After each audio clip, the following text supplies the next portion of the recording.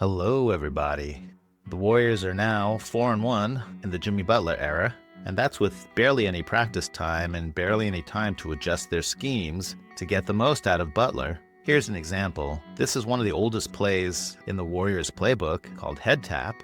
This is from the 2017 finals. The top part involves the ball swinging to the opposite side, but the interesting part is the small goes into the lane and sets this cross screen for Kevin Durant. Steph gets solid contact on LeBron, which puts him behind KD for the entry pass. Sweet turnaround. Here's another example. Ball's going to swing across the top. Steph will come in and set this cross screen for KD. Entry pass to KD. And note that Zaza Pachulia here, the big, is going to end up coming down and sitting in the dunker spot. That's so if KD drives, then it's hard for this man to rotate. After KD left, the Warriors kept the play around, and they ran it for Andrew Wiggins. Ball swings across the top. Brad Wanamaker sets the cross screen for Wiggins. The names change, but the elements stay the same. Back to the basket post up, and the big guy drifts to the dunker spot. Here's another one. GP2, the cross screen. Wiggins posts up, back to the basket. The big drifts down and ends up in the dunker spot. The Warriors also ran this play for Jonathan Kuminga. Hey, Kevon, what play are we going to run? Head tap. Okay, here's your final quiz. What's going to happen in this head tap play?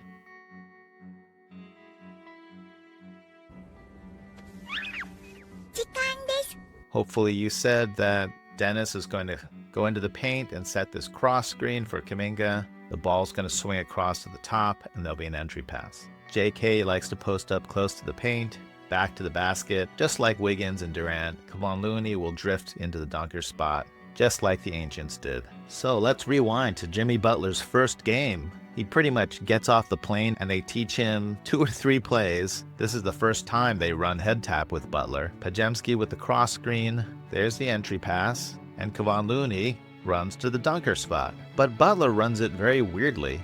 Instead of taking the entry pass close to the basket for a post-up, he intentionally receives the pass way out on the perimeter where he can face up. Podziemski thinks Butler just ran the play wrong, so he immediately points and says, "Don't worry, Jimmy, we know you're fresh off the plane and you still got airplane peanuts in your pockets, but just pass it to Moody and then we'll turn this into some other play." But Butler isn't confused. He wanted the ball out here and he wanted to face up.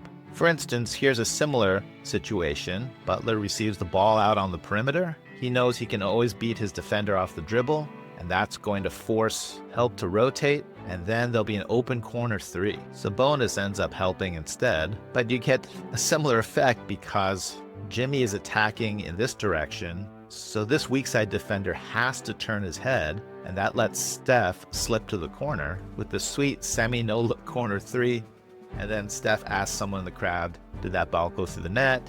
Oh my God.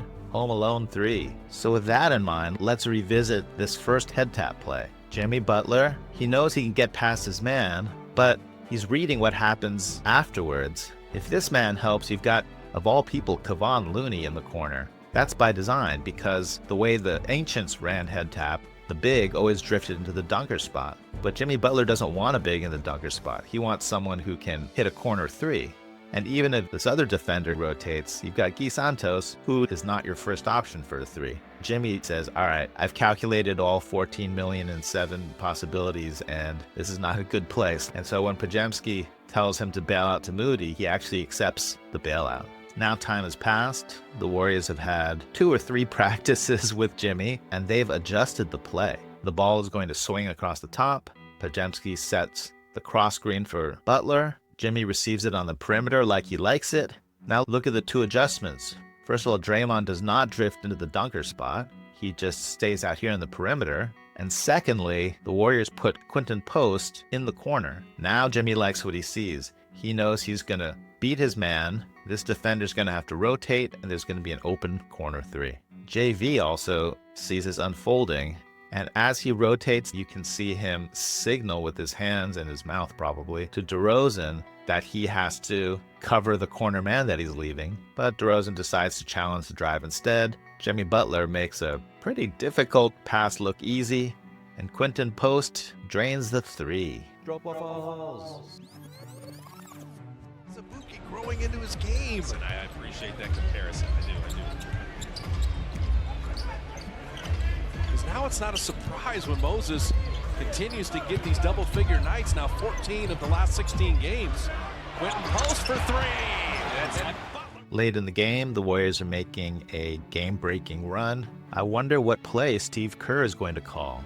Head tap, Jimmy, stroopwafels. Well, I guess if they run the play right, they're going to get a delicious Dutch treat. Ball swings across. Steph setting the cross screen for Butler. Jimmy surveys the situation, but he's not quite standing in the corner, so Draymond yells at him to go spot up in the actual corner. As he calculated, Jimmy Butler is going to beat this defender, forcing the rotation. So Buddy Hield should have an open three, right? But Sabonis should definitely step in to cut off this pass to Buddy Hield. No one cares if Draymond stays out in the perimeter, no matter what his three-point percentage is this year. So Draymond has to somehow make sure Sabonis pays attention to him. So Draymond makes a really well-timed cut. Sabonis sees Draymond cutting, and he jumps into the paint to cut off this pass to the cutter, and that leaves Buddy open.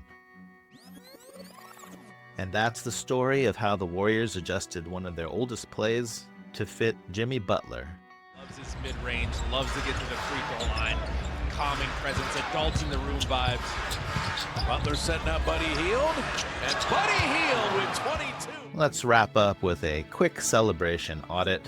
This play is going to end up with the new guy, Kevin Knox, returning to the NBA with a clean three.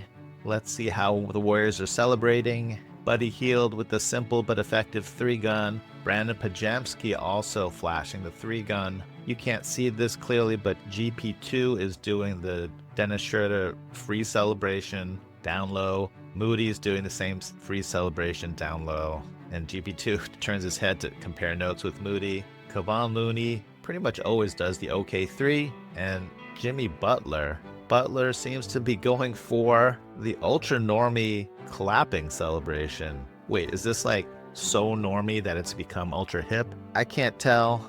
And Steph, what kind of celebration is this? This is pretty much a I'm so proud of my towel celebration, and he just holds it. I don't know what's up with that. Well, I guess the important thing is that you celebrate your new teammate, even if you do it in a creepy way. If you enjoyed this video, please like and subscribe. It really helps the channel. And if you didn't enjoy this video, I promise I'll do better next time. Drop-off.